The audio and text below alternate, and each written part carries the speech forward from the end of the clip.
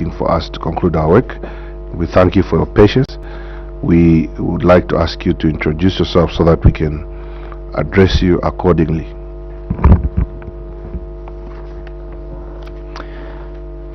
Thank you, Honorable Chair, for welcoming myself and my team from the Jesuit Center for Theological Reflection, otherwise just known as JESUIT.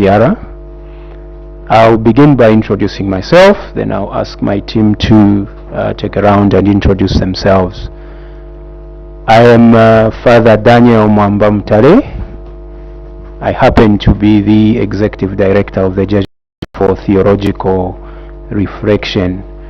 We'll go with the deputy, and then we can flow like that. Maybe before he introduces himself, Chair, I'd like to beg your indulgence and the indulgence of the members of this honorable committee. We have our communication officer with us. I'd like to seek your permission if he could take some pictures as we do the submission. Is that in order? Witness, your media team is free to take pictures.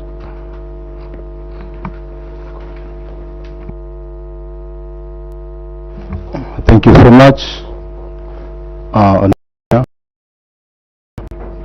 I'm Father Boyd Kapyunga Nyirenda, Deputy Director of JESUIT.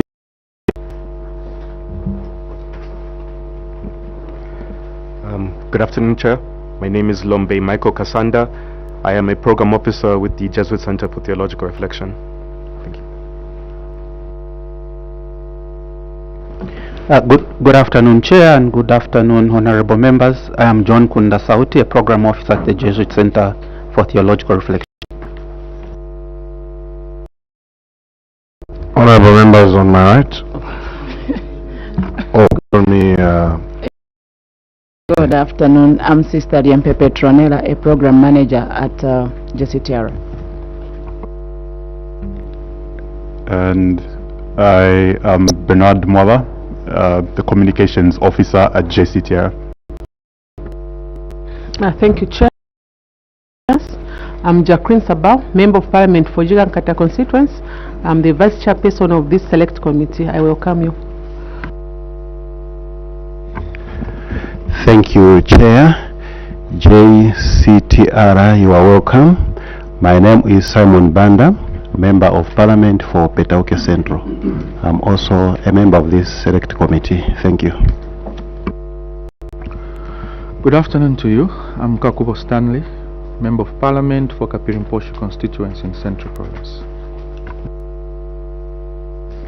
Good afternoon, witnesses. I'm Imobara, Member of Parliament for Mochinga constituencies in Serenje District of Central Province. Thank you, Mr. Chairman. Jesuit Center for Theological Reflection. My name is Nkombo, Gary Nkombo, representing Mazabuka Central constituency and member of this committee. Welcome. Good afternoon, JESUIT. Jonathan Daka is my name. I represent the wonderful people of Chadiza constituency in Eastern Province. You are most welcome. Afternoon, George Kasabila Kandafula, Member of Parliament, Serenje. Thank you. Thank you very much, Chairperson, and good morning, JCTR. My name is Brian Kambita, Member of Parliament for Zambezi East constituency in Northwestern Province, and a member of the Select Committee. JCTR, you're welcome. My name is Mishek Mtetwa Nyambose. I represent the wonderful people of Chasefu constituency in Eastern Province of Zambia, and a member of this committee.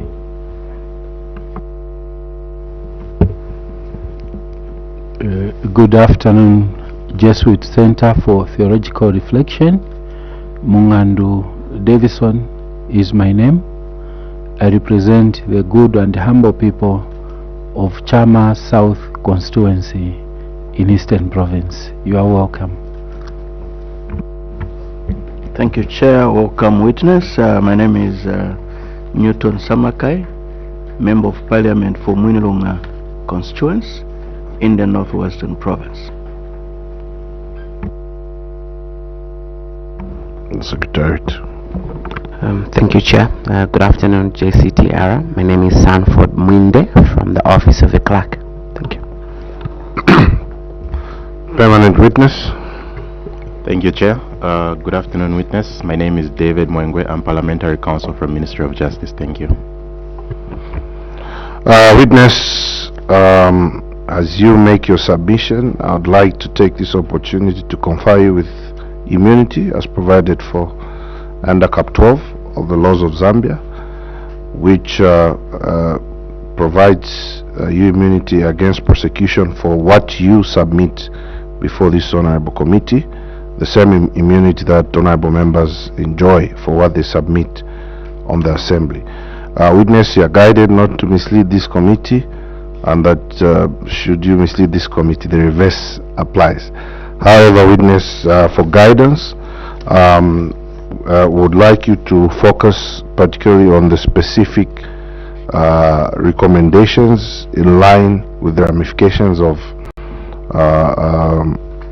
the proposed constitutional amendment bill number 7. In this regard, you may start your submission from page 10, where it says analysis of the Constitution of Zambia Amendment Bill number 7 of 2025, and from page 10 onwards, you can make your submission.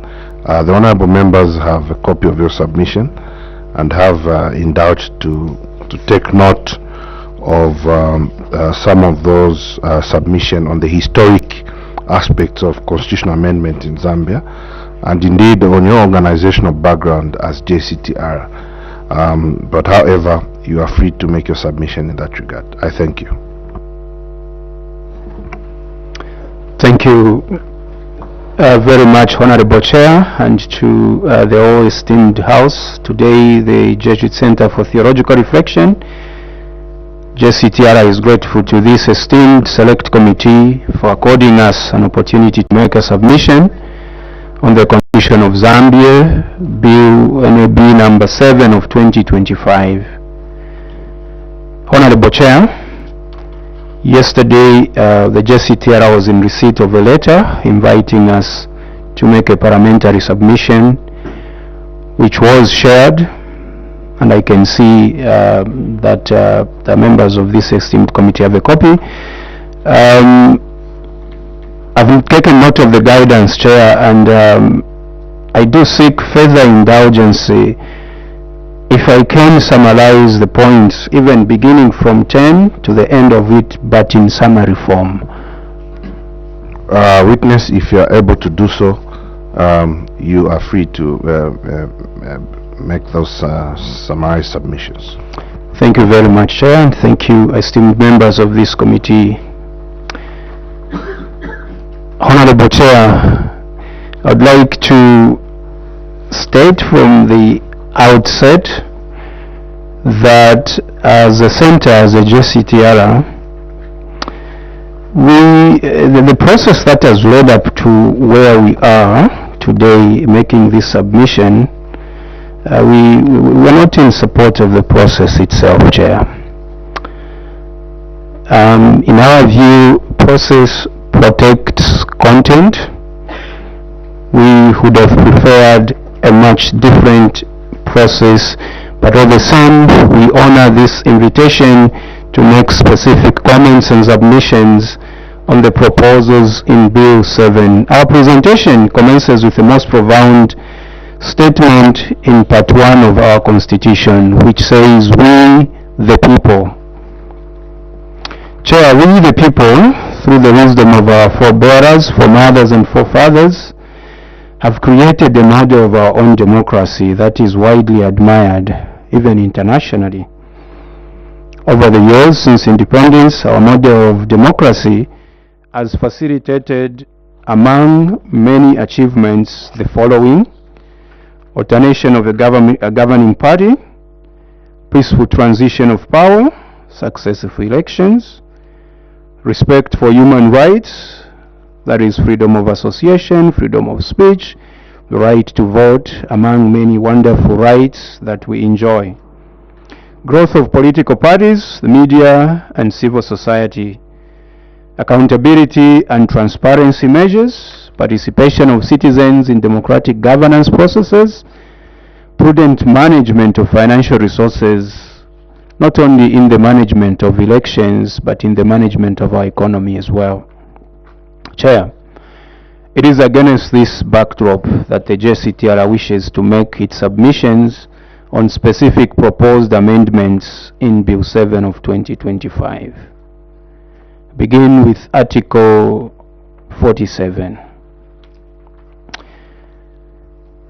The JCTR is against this proposal because of the following reasons. Number one, duplication of representation. The elected members of Parliament represent all individuals in their respective constituencies.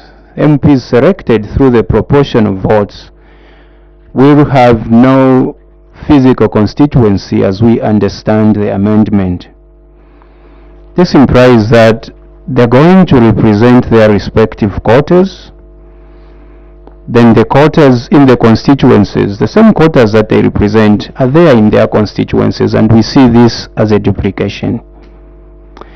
Our second reason borders on annihilation of members of Parliament's accountability. In our view, MPs who voted through the mixed member proportional representation will be held accountable by their respective political parties, and their loyalty will be to parties. Additionally, we see it as impossible to hold them accountable for their duties, unlike honorable members of Parliament who are directly elected. Contrary to the MMPR, first past the post, the current system that we use allows we, the electorate and community members, the MPs accountable. This is because they have constituencies. They interact with their community members, and we know where the constituency offices are. Therefore, the introduction of MMPR, in our view, erodes citizen representation and undermine the possibility for citizens to hold those specific MPs under MMPR accountable. We also think that potentially shifts the electoral mandate. Currently, Honorable Chair, members of this committee, citizens have the mandate to directly elect their representatives. On the contrary, the proposed amendment suggests shifting this mandate to political parties, in our view, through MMPR. Under the current constitution, this is not the mandate or function of political parties in Zambia as we understand it. We think that it would be overstretching constitutional functions and responsibilities of political parties prescribed in Article 60 of the Constitution of Zambia, the current one. In terms of Article 51, we think that we should maintain the current status quo, meaning that we don't agree with the proposal, and the reasons as follows. We think nomination is key to freedom of association. Noting that the date of nominations is not constitutionally prescribed, this will inhibit those who want to leave their specific political party for one reason or the other and contest on an independent ticket. What the proposal is in Bill 7, in our view, will limit the enjoyment of that freedom of association, as a candidate who belongs to a political party will be constitutionally required to contest under that party's umbrella. We also see the possibility of some confusion within political parties. Sitting or serving candidates like MPs, councillors, mayors, or even the president in that matter will have to serve their unexpired term, knowing that they haven't been nominated.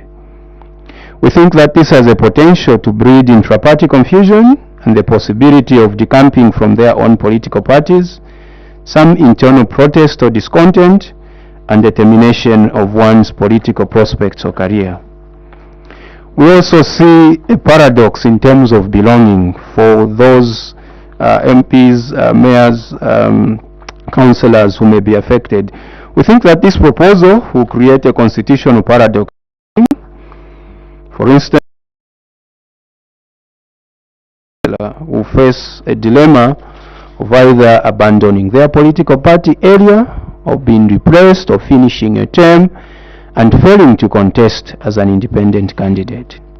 This would be contrary, in our view, to the spirit of the current constitution, which promotes political liberty to participate meaningfully in democratic governance processes such as elections.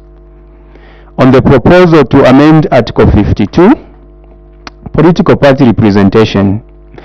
Political parties play a fundamental role, as you know, members of this esteemed committee, in connecting people to their government. Additionally, political parties support the possibility of alternating those in power at different levels, as is expected in any democratic society.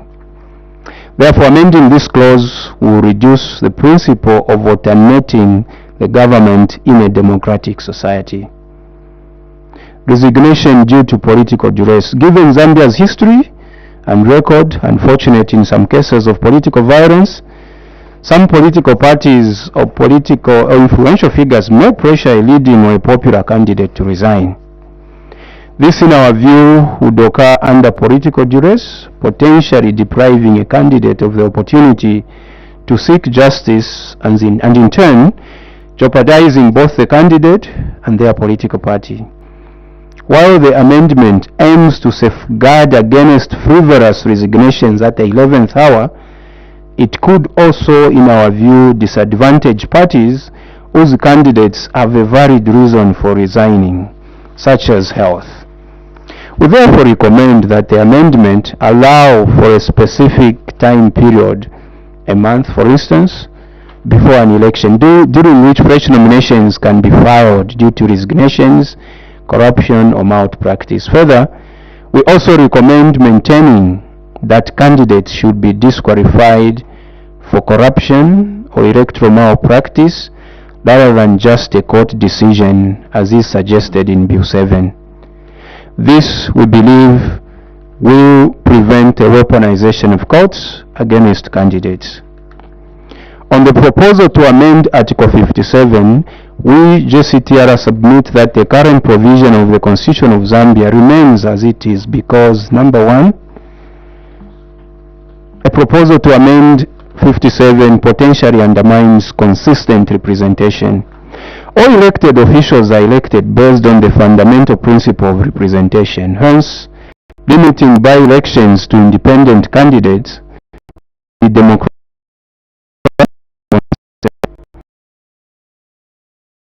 Because at first, people voted for all constituency-based MPs, while inhibiting by limiting the by-elections to the independent elected officials. Moreover, abrogating by-elections for constituency-based MPs transfers the electorate's constitutional mandate to elected representatives of their choice to political parties, which we believe would be a grave form of defranchisement. In the bill, Honorable Chair, there is a curtailment of by-elections, in our view, which is coupled party elections for non-independent vacancies for MPs, mayors, council chairpersons, and councillors. The amendment to Article 57 recasts democratic renewal as a fiscal inconvenience, with only independent seats being subjected to renewal of their mandate, and the rest through what is an opaque internal party. Amendments are intended to reduce costly elections. Now, the rationale for this amendment is that by-elections are costly. There is a citation of a 264 million kwacha cost. Now, this figure, while significant, and it is, not justify substituting direct popular mandates with party appointments, especially in the absence of a functional Political Parties Act that caters to Article 60, number 4. At times, political parties in Zambia can take on the personality of their leader, with a single voice or a few individuals unfortunately making decisions. We have no guarantees, in our view, Chair, that this will not continue if they are allowed to fill electoral vacancies internally. Without legal frameworks to enforce internal transparency and accountability, party-controlled replacements risk consolidating elite control and weakening voter sovereignty. This gives the political parties and their agendas more control in parliament and local government, as well as over their officials during the ever-critical 5-year term. For us, JCT, Honorable Chair, the deeper question is not whether by-elections are costly, but whether they are necessary for democratic legitimacy. If cost is a primary concern, our view is that alternatives such as campaign finance reform, spending caps, or improved electoral administration would offer better returns on democratic integrity. Therefore, Article 58, we believe, should remain as is the status quo. A proposal to amend Article 68. JCTR notes the need to reduce the MP to constituency population ratio. However, given the country's economic outlook and as we approach the 2026 general elections, the massive increase in constituency seats, Article 68A, is ostensibly meant to actualize the delimitation report. We also note that the 2019 proposals haven't been publicly disseminated. The current procedure leaves too much opportunity, in our view, for the politicization of the proposed boundaries. JCTR submits that the current status quo, with 156 directly elected MPs, should be maintained. Not more than, we don't support nominating more than 10 members of parliament. JCTR acknowledges the need to enhance representation and participation of women, youth, people living with disabilities at parliamentary level. However, JCTR submits that these clauses be rejected by maintaining the current provisions in our constitution because of the following reasons. One, undetailed vacation of AMPR MPs. The clause does not give provisions that would lead to MMPR MPs vacating the office. We believe there is a possibility that representation to their political parties rather than to their constituencies. Given that the MMPR would operate through political parties, MMPR MPs are likely, in our view, to prioritize their party's interests over those of their constituents. This becomes even more pronounced when we consider our current whip system and the lack of constitutional provisions regarding the vacation of MMPR MPs. The other reason is what we believe is constitutional redundancy of MMPR. The main objective of MMPR is to enhance the representation of women, youth, and people with disabilities at parliamentary level. However, this proposal does not address a situation where more women, more young people, and indeed even more people with disabilities are elected through the constituency-based seats, the current practice. We also believe the reason for not accepting this particular proposal is that it is tautologous nature of nominated and MMPR MPs. The rationale for granting the President a power to nominate MPs is to expand the scope of forming an effective cabinet. Equally, it appears that the rationale behind the MMPR is to expand the President's authority in forming an effective cabinet.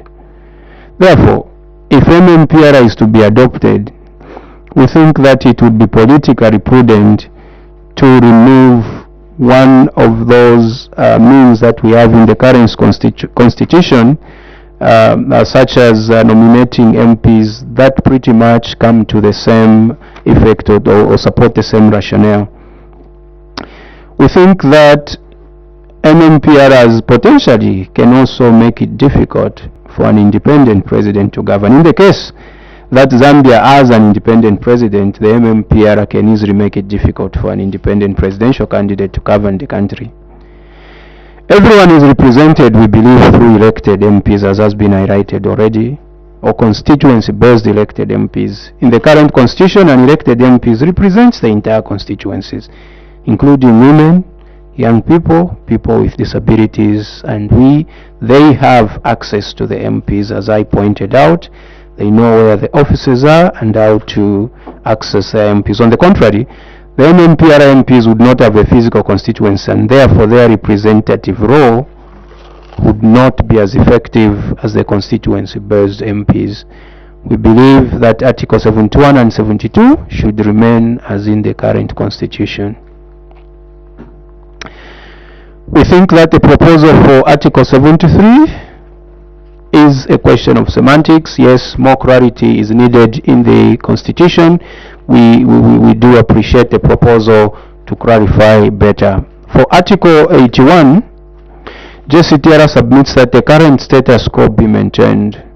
We don't believe it should be amended because when it comes to the definition of a term for an MP, the current constitution has a clear definition, and it defines a period of 5 years as commencing when the National Assembly first sits after a general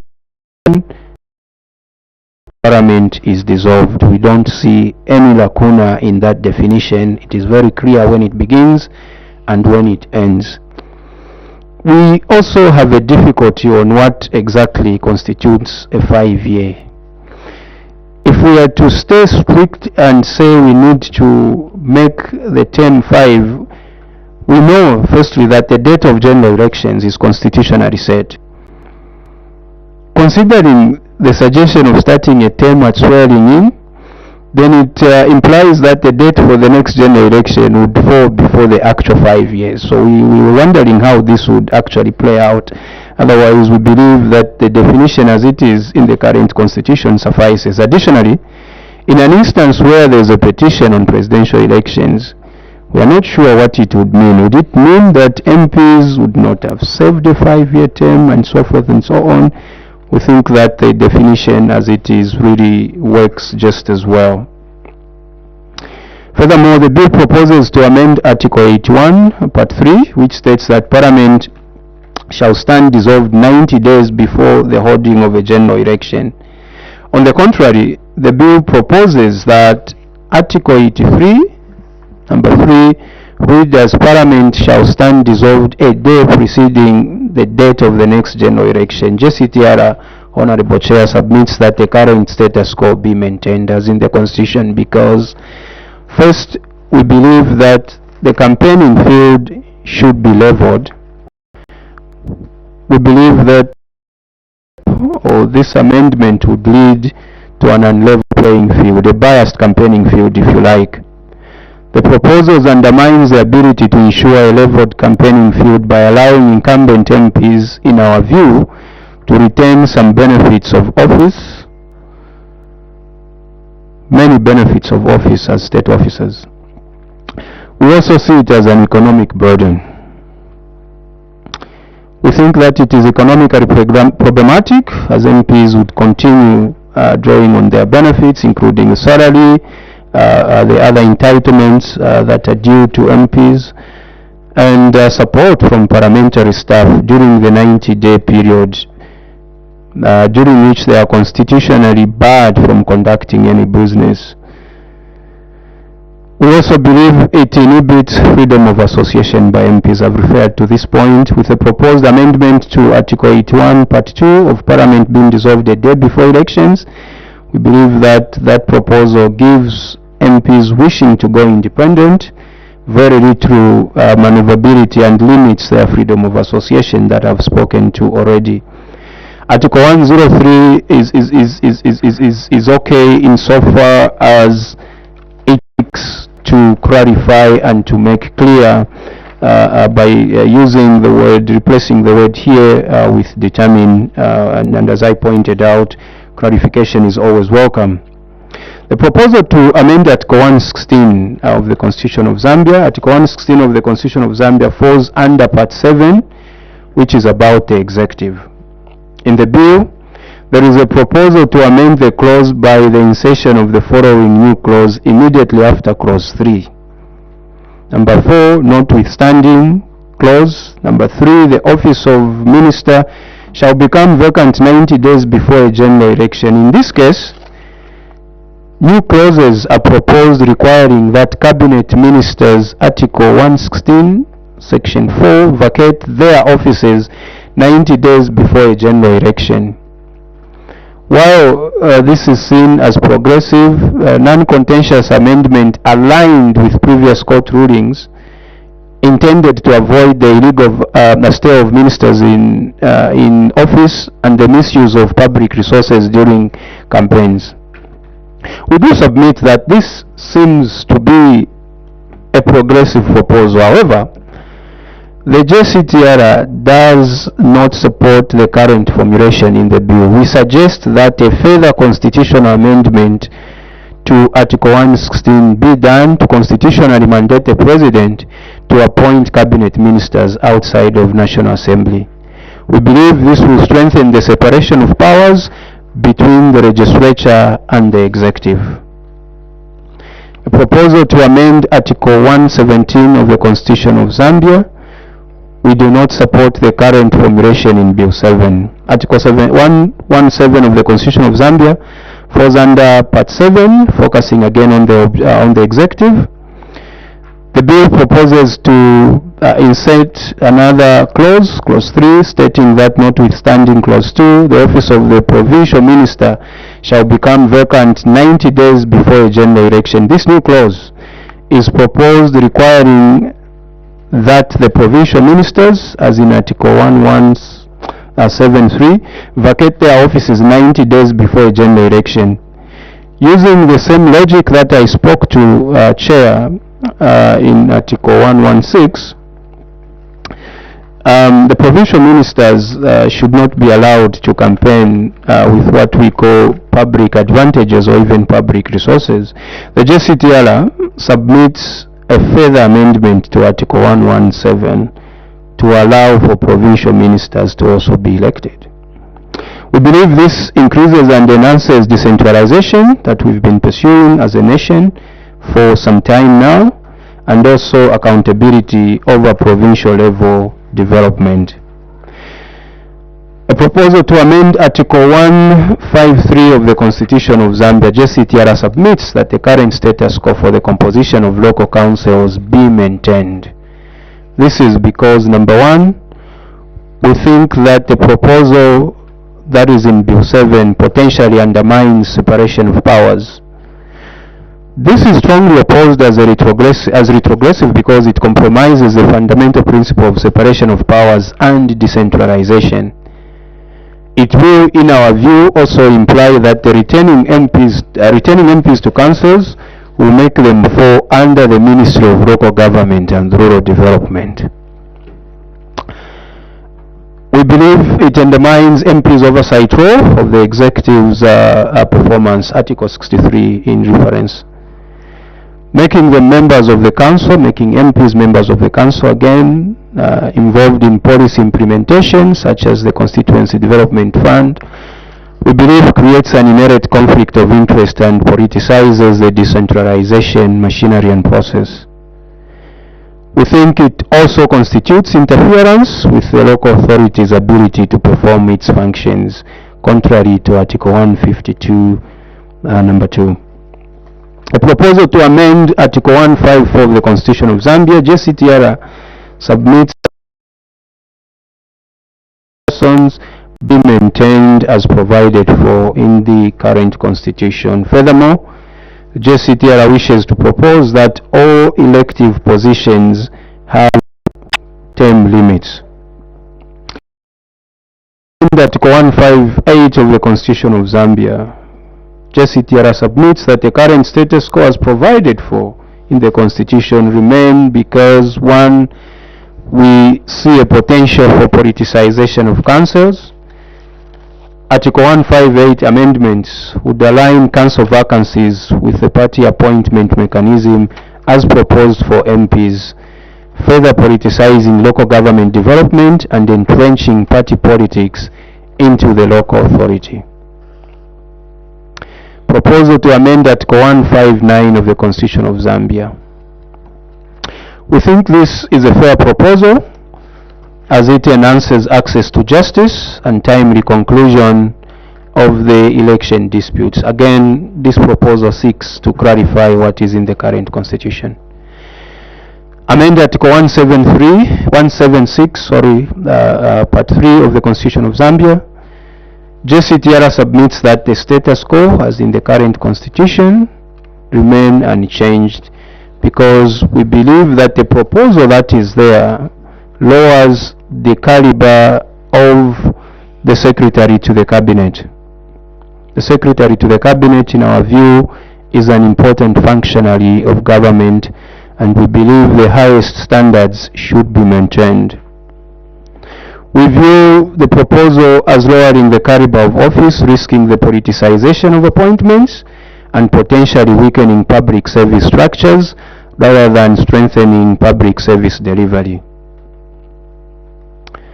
We further submit that there be an amendment of Article 184 to allow the Civil Service Commission to appoint permanent secretaries, increasing their professionalism and building on meritocracy. The proposal to amend Article 178 of the Constitution of Zambia, we do not agree with the current formulation as in Bill 7. While we acknowledge it as a progressive measure aimed at maintaining service continuity, we suggest that the Attorney General vacate office when there is a new president-elect, while the Solicitor General remains instead. Moreover, we think that it must be coupled with additional protections and professionalism of the office of the Solicitor General. Proposal to amend Article 179 of the Constitution of Zambia. Again, we disagree with the formulation of this proposal as in Bill 7. We acknowledge that this is a progressive measure aimed again at maintaining continuity. However, the Office of the Solicitor General, as I have referenced in the proposal for Article 178, needs to be depoliticized by allowing the Judicial Service Commission to appoint the Solicitor General. We believe this will ensure balance and preservation of institutional memory. Article 266 of the Constitution of Zambia, the proposal to amend this as in Bill 7, we also do not agree with the current formulation as in Bill 7. The changes are suggested under Article 266 can be maintained with the removal of constituency-based seat, as we do not recommend the MMPR, as I have pointed out in the beginning, Honorable Chair. We also recommend looking at the definition of disability, which stands as a permanent physical, mental, intellectual, or sensory impairment that alone, or in combination with social environmental barriers, hinders the ability of a person to fully or effectively participate in an activity or perform a function as specified in this Constitution or as prescribed. As regards to the definition of youth, in the event that Bill 7 went through, we are wondering what would be the implications of that definition on the mixed member proportional representations, youth MPs. Should MMPR remain, a youth the entire life of Parliament, or is it an entry age? That is not very clear to us. Honorable Chair, this is the order submission of JCTR. Speaking to the written detailed submission, Chair, kindly note that the written submission has numerous recommendations. Given the time limit, we will end here, and unless there are questions that need further clarification and engagements. Thank you, Honorable Chair. Jesuit Center for Theological Reflection, we thank you for submission. The honorable members will now seek points of clarification, starting with Honorable Nyambose, then Honorable Nkombo, then Honorable Mungandu. Thank you very much, Chairperson, for the opportunity, and I want also to appreciate JCTR for the wonderful presentation that you have given. I will start with the issue of where you are suggesting that provincial ministers should be elected, I want to seek your detailed explanation how they are going to work. Some of them will be independents, as an independent minister, working with which government? Because the current constitution of Zambia, it is the one who takes 50+1 forms government. So as the provincial ministers you are suggesting they should be elected by the general populace. What detail do you have for that? Then you didn't even indicate, maybe you do want to indicate, you also talked about the term limits for all elective positions. For this position of provincial minister, what is the term limit that you suggest? Then the last one, Chairperson, is on the process. You talked about the process in your preamble, that you are not comfortable with the process that has led to this bill. I wanted to learn from you, what is the process? Where is it sitting? Any legislation that you'd refer to? And basically, where is it? And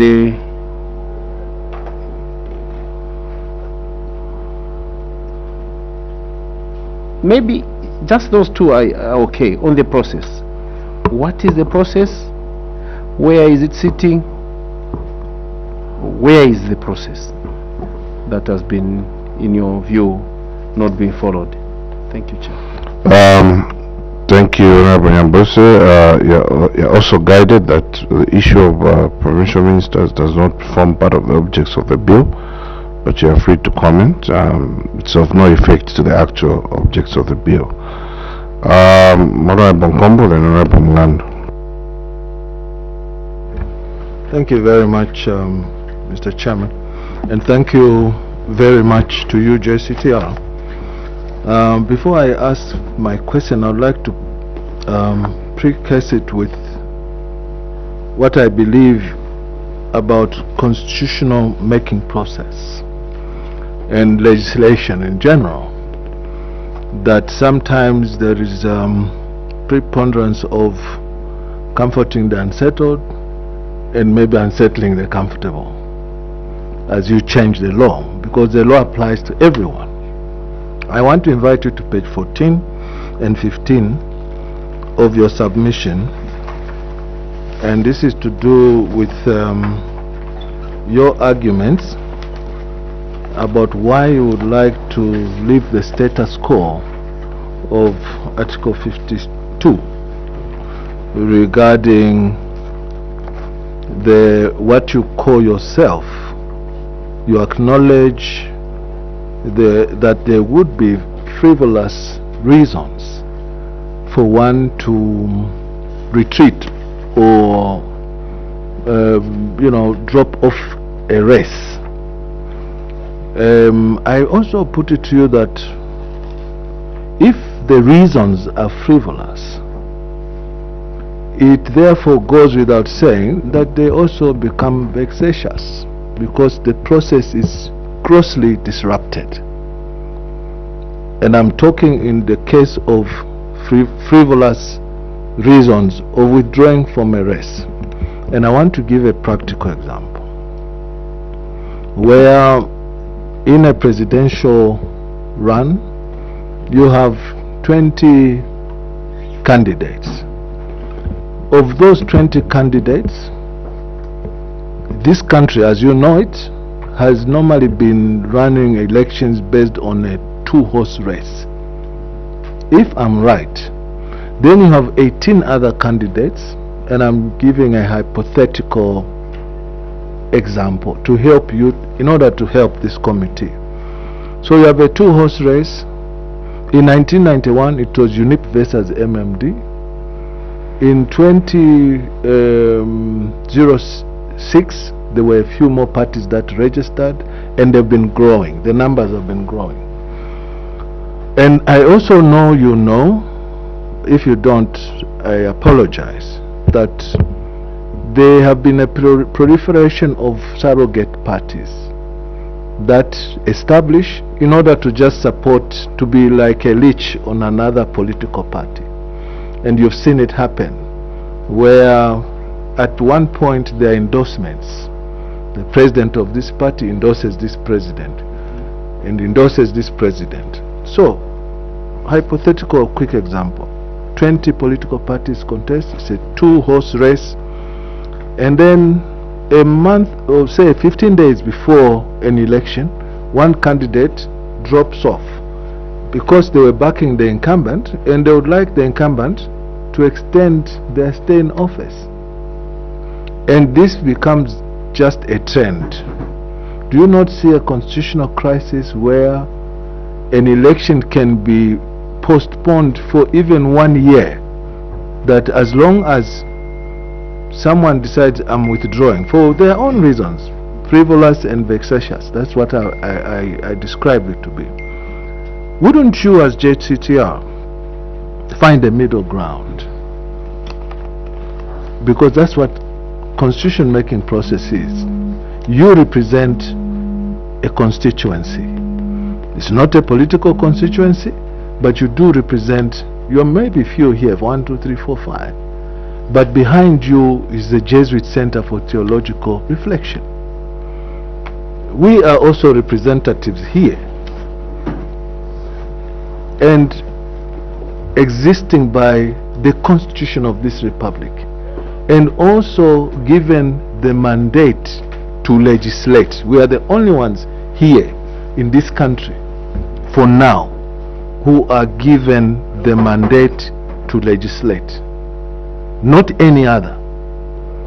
And we also recognize that constitutional making process should be consultative, and because there's no cut-off point or cascading line of what would be deemed to be sufficient consultation, do you not see yourselves as JCTR finding a middle ground on this particular clause so that you eliminate the ill that can be caused by what I've just described to you? And as I end, I want to thank you most sincerely as JCTR for coming to share your insights with ourselves, and also to put on record that whilst you agree that certain of these clauses may be good for this country, fundamentally you didn't agree with the way the process has been run. We acknowledge that. But law has to develop. And this book, the Constitution, is a living document. It's not like the Bible, which you can say, let's change now that thou shalt not kill, and you put something else. This is a living document that even after we are gone, those who will be there would want society to be balanced, and they will continuously want to amend the clauses that don't sit well with society. I beg to move, Mr. Chairman. Witness, I hope you're taking note. Honorable Mungando. Thank you, Chair. Chair, I've listened and read the Chair, I've listened and read the document, starting particularly with the appointment of the MPs in the event of death, and resignation by the political party that held the seat, and JCTR has objected. Then mixed member representation. I would like you further to clarify. You've given a very good example in terms of representation. You've acknowledged that we have constituencies where probably we have 180,000 registered voters being represented by one MP, we also have constituencies that have 5,000 voters being represented by one MP, and you've acknowledged that there is need for this nation to have fair representation, but you've opposed to proportional representation in his current proposal. I want to find out what would be the best mode of how this proportional representation can be achieved. What is the best way you feel we can achieve this? Second point of clarification is on the members of Parliament, 5-year term. The Constitution says a term for Parliament is 5 years. Currently, a term is counted immediately you are declared a winner, while a member of Parliament is in his constituency. Once a returning officer has declared you a winner, the period starts counting, and it's rarely more than 24 hours in most constituencies. Presidential vote is where we announcement, maybe at totaling center, that's where maybe they delay to start receiving those results. But for constituencies, from our experience, even far-reaching constituencies, those who are on the ground, they know within 24 hours members of Parliament have been declared winners, and they start counting. How do you think we can best cure this? Because it says 5 years, but dissolution of Parliament is done 4 years, 9 months. Should we change that the term of a member of Parliament should be 4 years, 9 months, or we maintain 5 years? Have you checked other jurisdictions, how they treat this? Then the final one in this round, Chair, if you can allow. I hope the witness is taking notes. Yes, he is. The final one is I followed where on page 23, also connected to the term of a member of Parliament,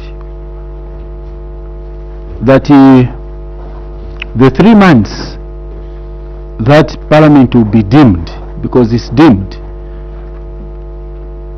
to be dissolved, it will be dissolved 3 months before, but members of Parliament will be deemed to be in office for the 3 months. You've indicated that that 3 months for those members of Parliament that will still be willing to contest elections, they are likely to offer unlevel or uneven playing fields, because they will be campaigning using government resources, risking the abuse of state resources, salary, fuel allowances, and support from staff during 90-day period. Did you do a research whether members of Parliament have any access to government resources, so that this is made clear? You know, the nation is watching.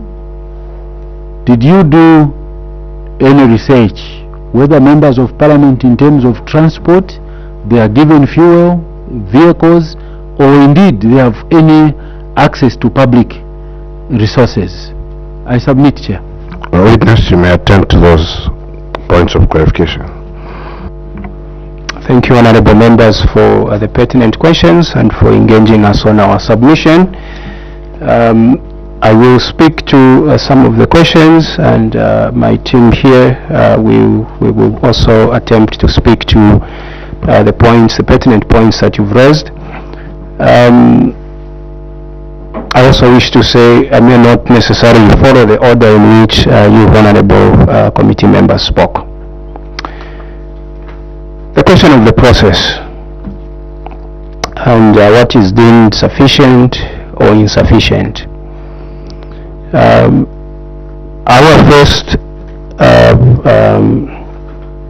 Our first objection to the process, Chair, arises from the fact that the way the process seems to have been put, it seems to be that the process is tied to the 2026 election cycle. We believe that is already a limitation in terms of how the process can be done.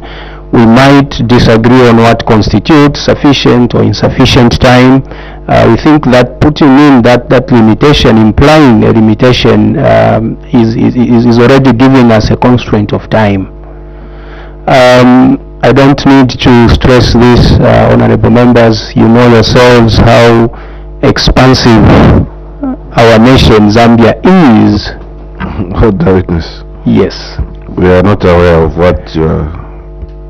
When you infer that you know yourselves, you are not aware of what you are referring to, but you are guided to make your submission. Honorable Kambita, just hold on.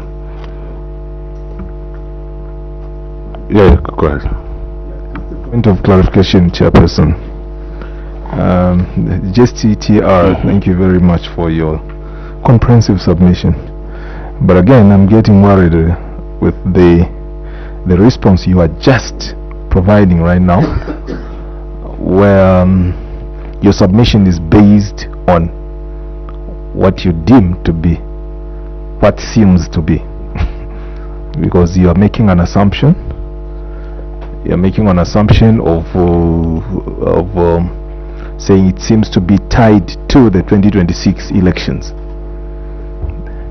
Would you categorically express when law is supposed to be made? Because right now Parliament is in session.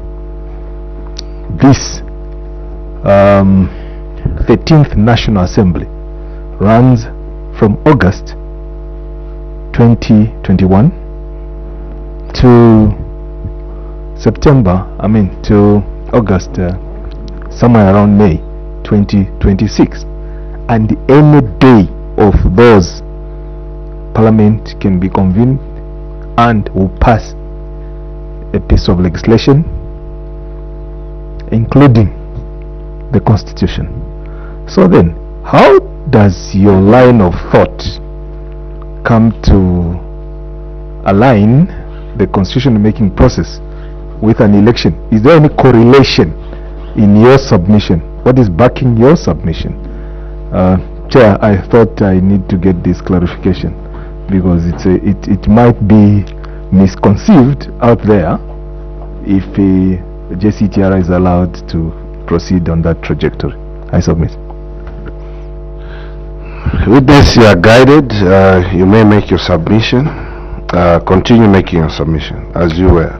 Thank you, Chair, and I appreciate the further seeking of clarity, and the further, if I can call it, an objection from honorable member of this committee. In terms of what we consider as a process, firstly, I want to say that we take it that the Constitution is a fundamental law of the nation, a foundational law that everything else proceeds from. And it is our considered view, Chair, members of this honorable committee, that as much as possible, every person who lives within the boundaries of the state, the nation that we call Zambia, the country Zambia, must be afforded a lot of time. And when I say a lot, I mean really sufficient, to the point that we shouldn't rush the process. Honorable Chair, that's the first thing. The second one is that we believe that when consultations are done,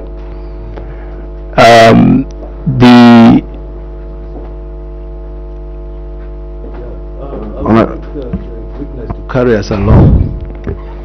That's my wish. I don't want to be left behind. So if you may,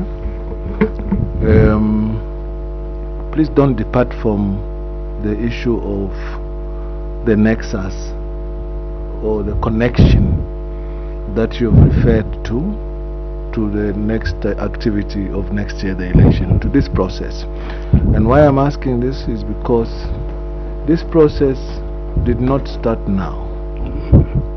And this is why we have constantly been referring to the Chona Constitutional Review Commission, the Mwanakatwe, the Mvunga, the Mungomba, and all other, the NCC, National Dialogue Forum.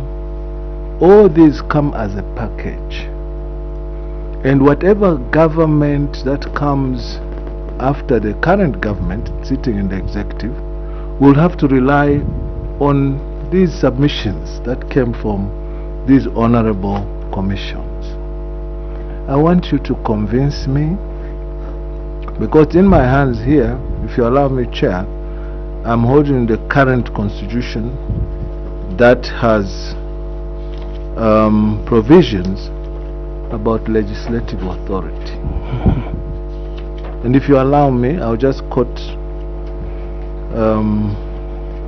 what I'm saying, that the legislative authority of the Republic derives from the people of Zambia and shall be exercised in a manner that protects this Constitution, promotes democratic governance of the Republic. Let me continue. There is established the Parliament of Zambia, which consists of the President and the National Assembly. The legislative authority of the Republic is vested in and exercised by Parliament. And as I terminate, a person or body other than Parliament shall not have power to enact legislation except as conferred by this Constitution. Having asked you this, I want you to carry me along. Why you would say time has not been sufficient to deal with this matter of constitutional amendments. Why would you be saying that when this matter began in 1973, before some of you were born, and it will continue even after we have left? Just convince me so that you don't leave me behind. Why you think there's a connection to next year's election? Then it will be helping us as we generate the report. And I also want to give you some comfort that this process we are doing, it can never be winner take all. All the views, I've been asked to read Article 64 as well. I will come to that, yeah, but I just wanted to speak my mind so that we're all comfortable together. That this is not an exercise in futility, because you never know that after we are done with our work, which we have been mandated to do by this Constitution, some of the ills in the current Constitution that you are seeing, and even some of the proposed amendments, may drop off. This is why this conversation is extremely important. It must never be relegated as an exercise in futility. So I wanted to give you that comfort as you carry me along, with what you are saying, that there might, I'm getting a feeling, using my own words, there may be a prescribed time within which you can deal with this matter. What is that time?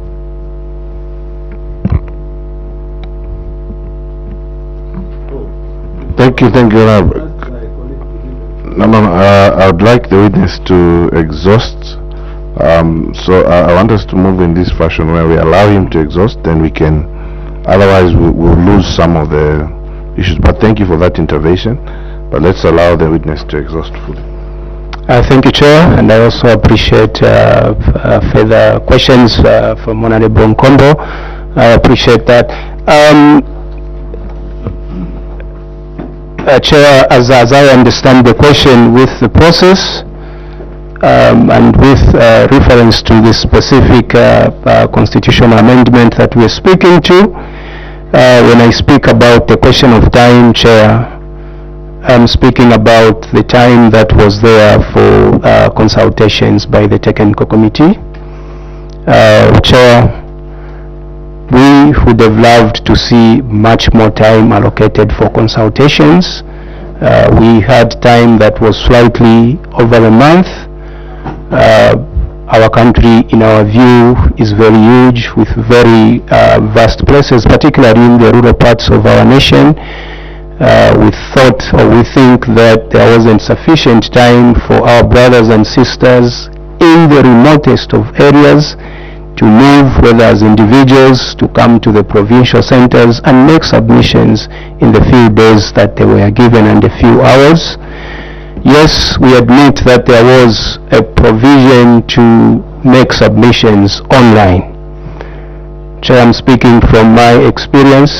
I haven't traveled as much as I would love, but the little travel that I have done in our areas within Zambia, in Momba, in Kazungula, a bit of Nabwadia, in Shangombo, in Ikelonge, even just closer here to where we are, Chair, in Chipeketi of Chongwe, our people do not have network to submit. We have a power problem, we know that. So putting these factors into consideration, that is where I'm speaking about the quotation of time. The second thing that, and as the further conversation has gone on, reference to the previous constitutional making processes, which have taken different formats and terms, we have always been consistent in our submission that we would love for you, our honorable members of parliament, our representative, and in line with your duty that we were reminded by Honorable Nkombo, to registrate a piece of registration that protects a particular process.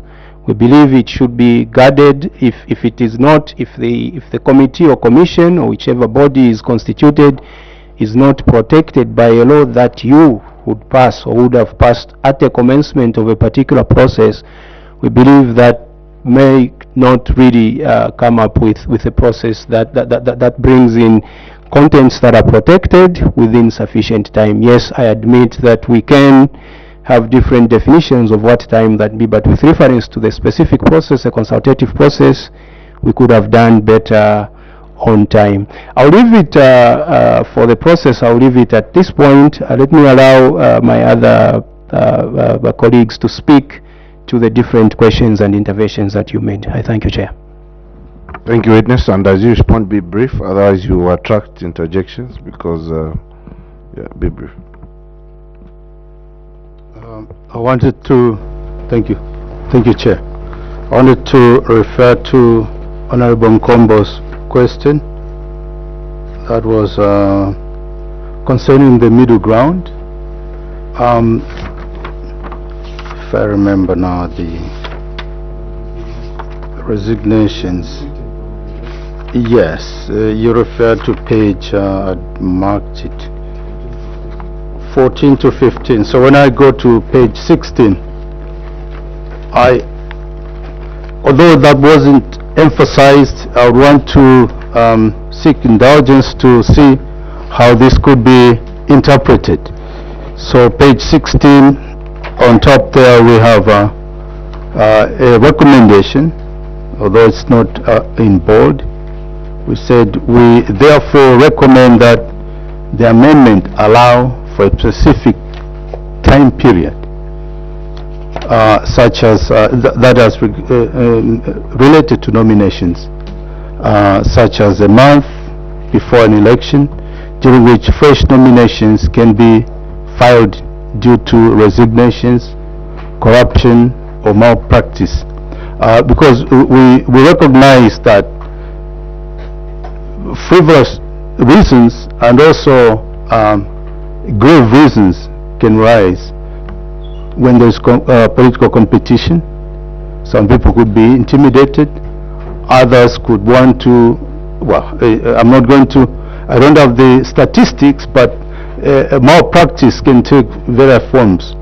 So such that to guard against that, so that the process is not harmed, whereby you keep on having people, let's say the nomination date is postponed and forever. We suggest that this could be a middle ground where there's specific time given to that. I don't know how the House would consider this suggestion here. Thank you very much, Chair. Just an addition to what has been submitted and the questions. So I think there was a question from Honorable Nyambose on electing provincial ministers and how would that work, especially if they are not belonging to the same political party. Order witness, I think that one we may leave it. It's not part of the objects of the bill. However, he did not attend to what Honorable Kambita asked, when is the best time to legislate. If legislation happens in the life of Parliament, you are assigning time to legislation. What is informing that submission where you say it's not the best time? So maybe you could, Honorable Nkombo, you want to add on? You can also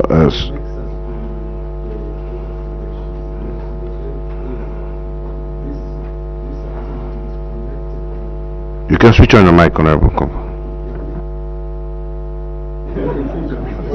For the sake of the public. I think he has heard that he must carry me along his idea that this activity is connected to next year's election.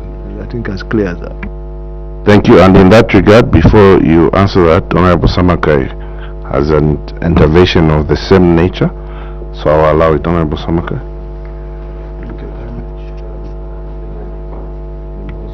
What I have, yes, so that I finish. Yeah. Thank you very much.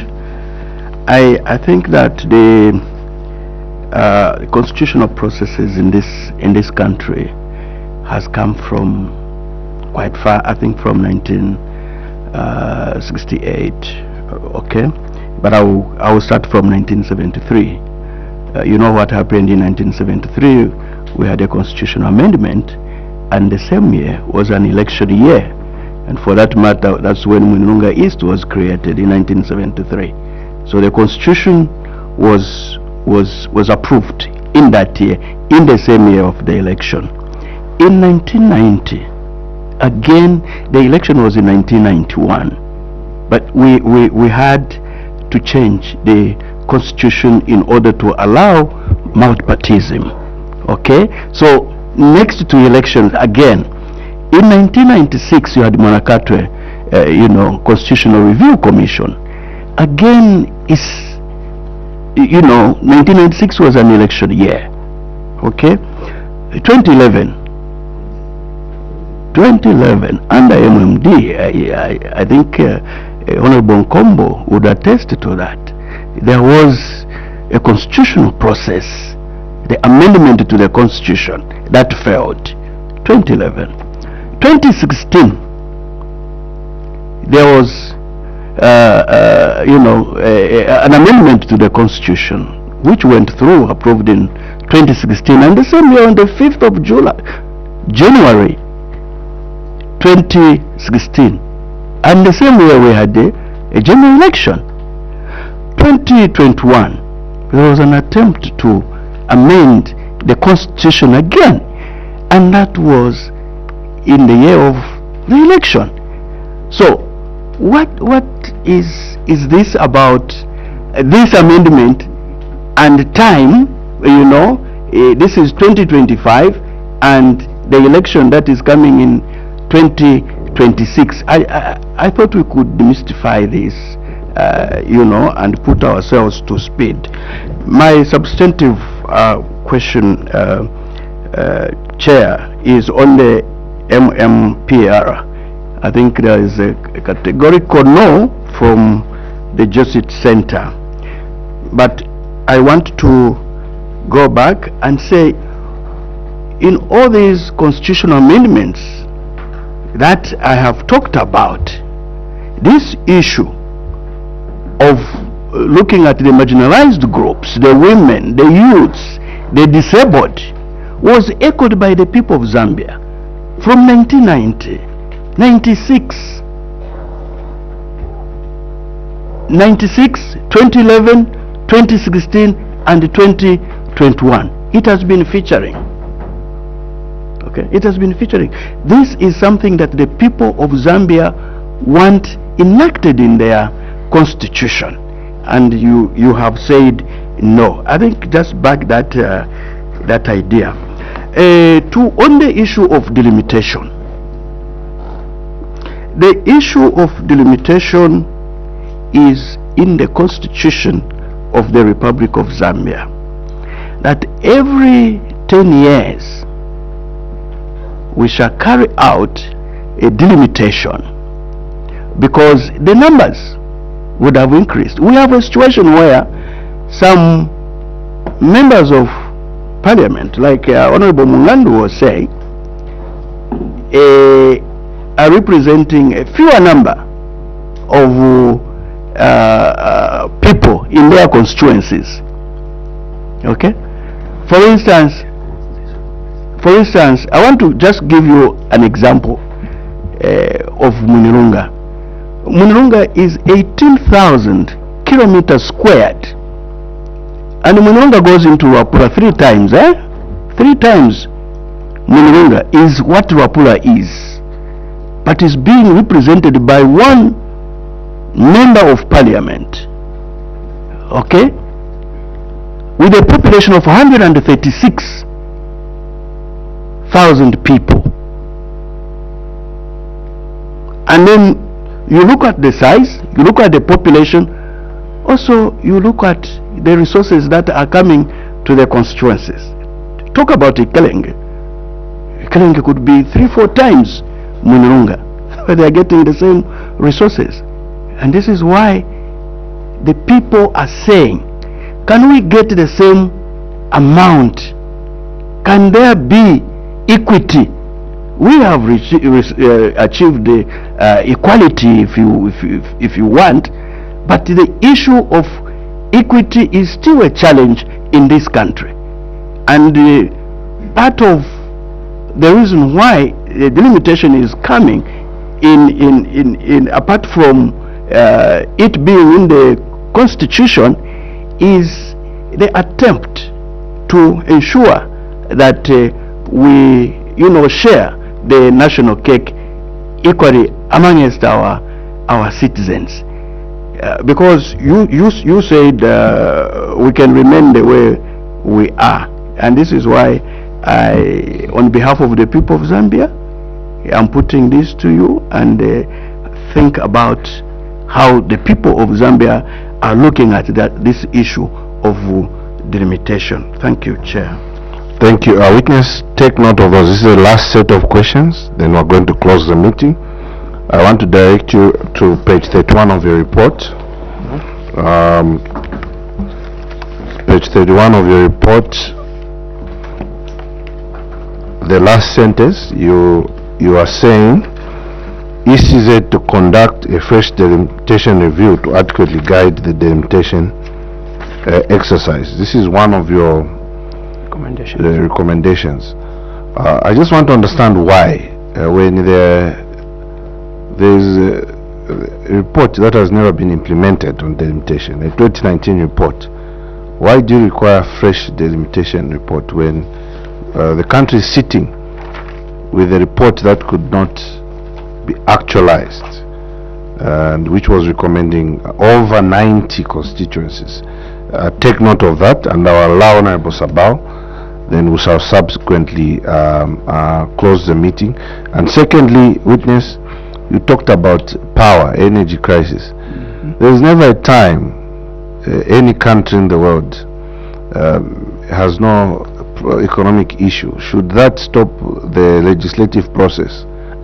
If a country has an economic issue, the entire parliament must focus on an economic issue. What stops the legislative process? How are you relating the power issue to a normal legislative process?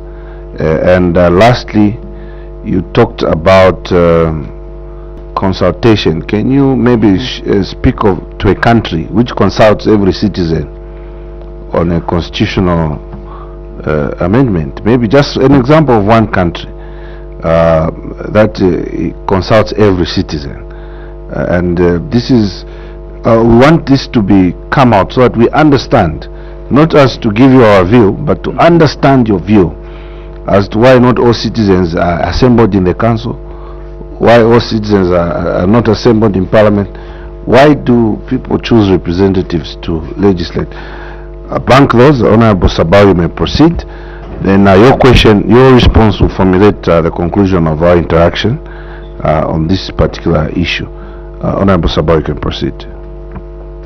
Thank you, Chair. Mine is on Article 47, page 12, on duplication of representation, where our witness is saying that we don't need the MMPR because we already have members who are in the constituencies. But if you look at the history of this country, we've had a challenge to have numbers in parliament in relation to women, youth and disabled. The opportunity has been there, but because of other factors, we are failing to come up with a good number.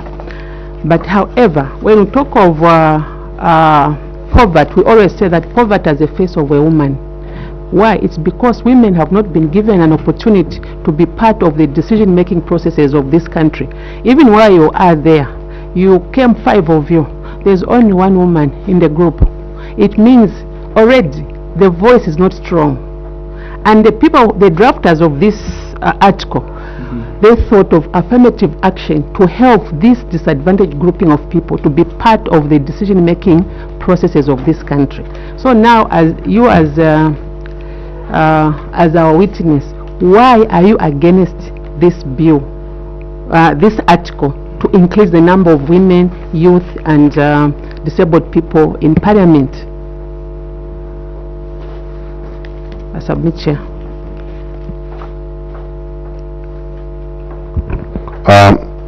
Honorable Banderhead, yes, submit. Thank you, Chair, for recognition. And I just wanted to find out if JCTR appeared before the technical committee and made submission. Just that one, Chair.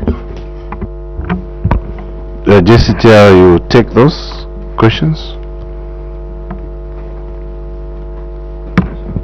Thank you very much, Chair. Just to start with, on the question of process, what we believe, and on constitutional amendment, we believe it should start from consultations, lead into a report, and then lead into drafting, not taking away the legislative function of the National Assembly. Given that, on our end, and first of all, I'd also seek your indulgence to say, also as Zambians, I felt left out when you say Zambians and you. I seek your indulgence on that, Chair. On a lighter note, you're on terra firma. Oh, thank you very much, Chair. So on that, on our end, we felt constrained, especially when we follow the standing orders and the parliament proceedings, especially, for example, in a case where we had the bill deferred and then having consultations. From what we perceived, it was like consultations could not have much bearing on the already drafted, and we felt on our end, affirming we the people were left out, even though we were making submissions. So on the process, that is where the larger discomfort was emanating from. Then secondly, on the question of the nexus between this and elections, I don't know the historical background that was shared starting from 1973, if it is an affirmative explanation that there is a nexus, or in our understanding, looking at the MMPR, it has a bearing on how elections are managed and how they are implemented. And so in our view and thinking, of course, yes, the whole term of National Assembly, it's to make legislation and other functions as may be prescribed in the Constitution, but we felt more conversation and more thought around how this can be implemented. And I think there is a question from Honorable Member around representation. What is our discomfort with representation of women, youth and people with disability at the National Assembly? And looking at the history that has been shared, possibly we haven't been addressing the real issue, maybe looking at how political parties are managed and so on and so forth. When we look at the MMPR, in a political architecture of combining first past the post and MMPR, that is where the complication comes in. And when we see what is stated in the Constitution, I think, not to misguide the House, but that should be, I think, Article 45(2)(d), which guides that elections must be simple and practical for tabulating results and for voting. The way MMPR and the first past the post are being mixed, it's a very complicated system. We gave a logical take. What happens if in an election we have 15 youths, 45 women and 5 people living with disability, and yet we have this constitutional provision?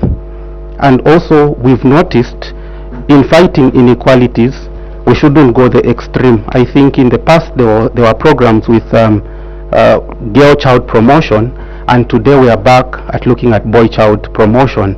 Could this provision be leading to the same? Then on duplication of representation, that is part 4 of the Constitution, and I think that is the anchor of our democracy in terms of how we look at representation and when we are voting. And looking at that anchor of how we should be represented, it seems contrary to the concept of MMPR. Remember, I think in the introductory remarks, it was made on how we've couched our democracy, the model that we've created for ourselves, knowing that democracy is not universal. Each state would couch it and make it the way it works for them.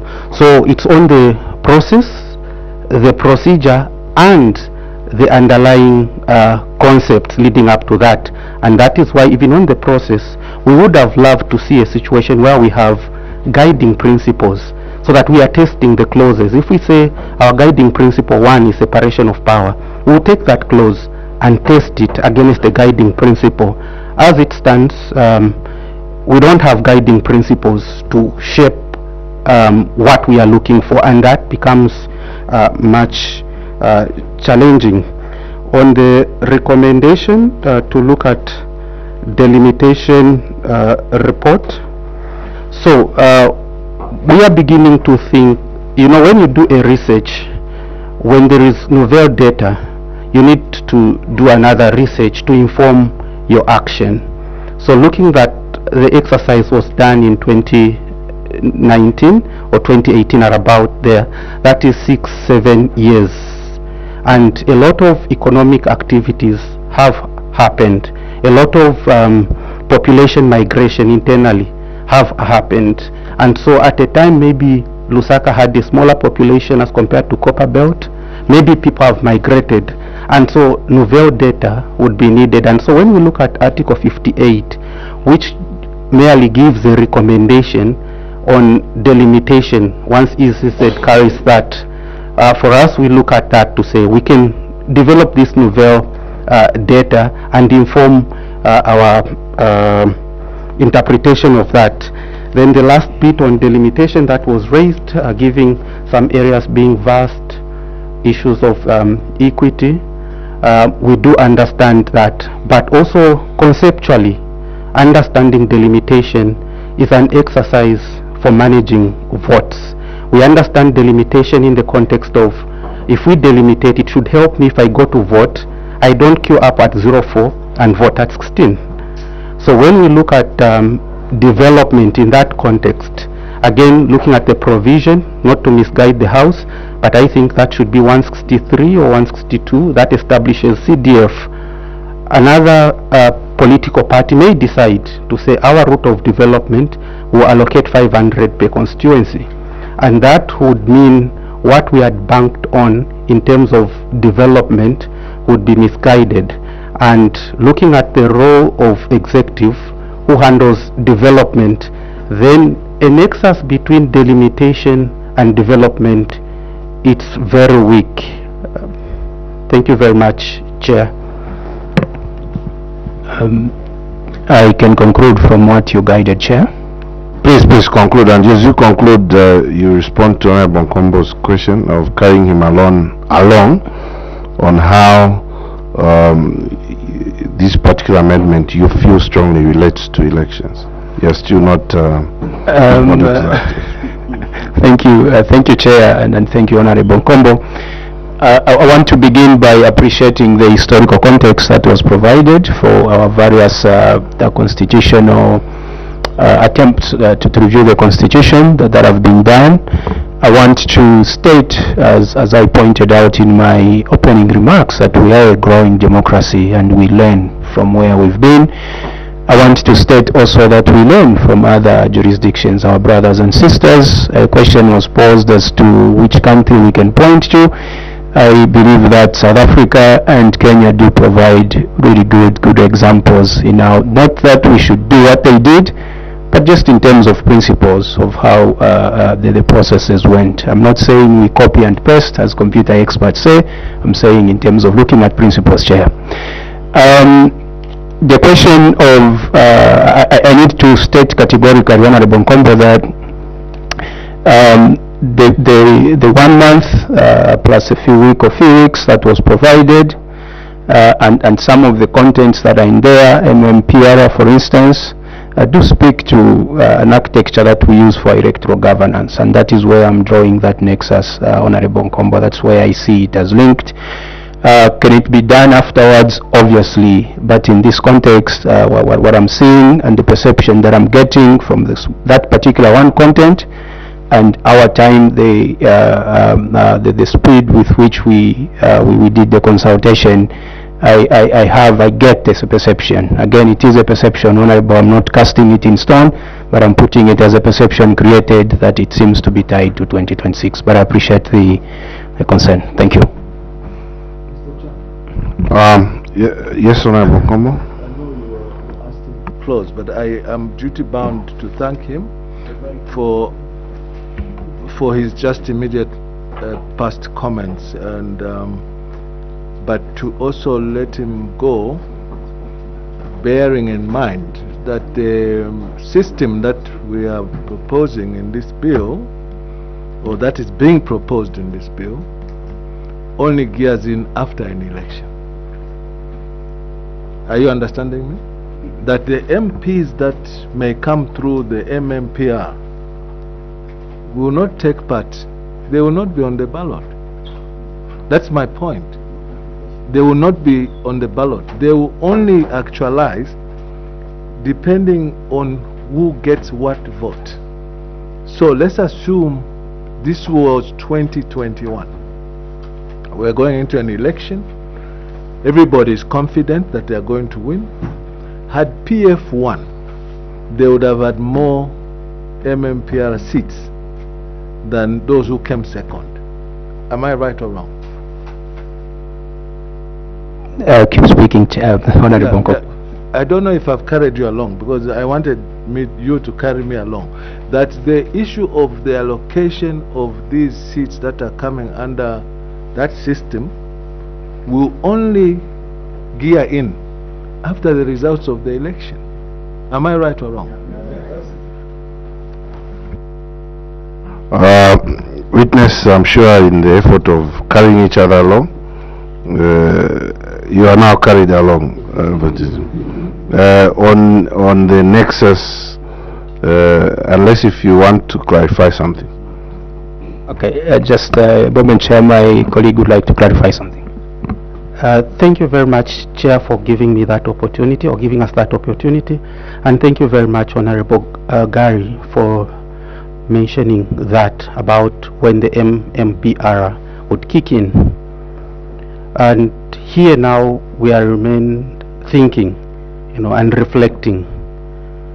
Which votes are we using, knowing that there would be tripartite elections?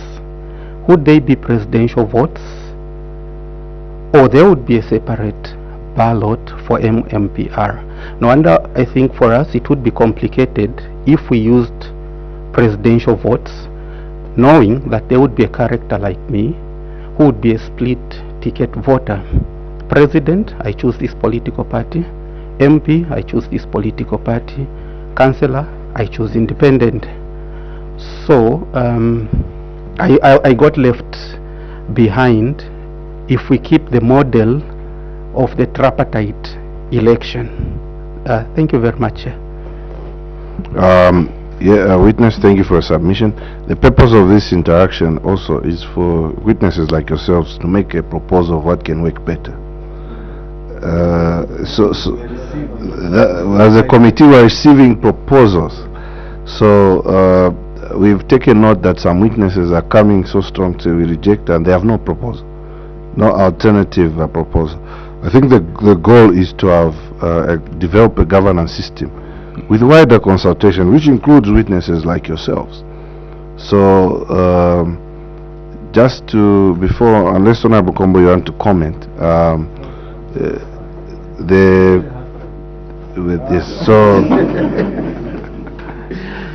so witness, we thank you most sincerely for appearing before this select committee. Your submissions form part of our report as and are part of the broader consultation on this bill, and we do not take your appearance for granted. As you go, we would like to wish you well in your endeavors as JCTR, and to continue feeding the nation with those well-researched reports that we see publications. Not forgetting to lift that immunity that we gave you as you began your submission, and to allow you to enjoy the greater immunity as researchers, scholars, and indeed as part of the clergy system. Witness, we thank you most sincerely. Thank you, Chair. Chair, there's a request from my team. We beg your indulgence for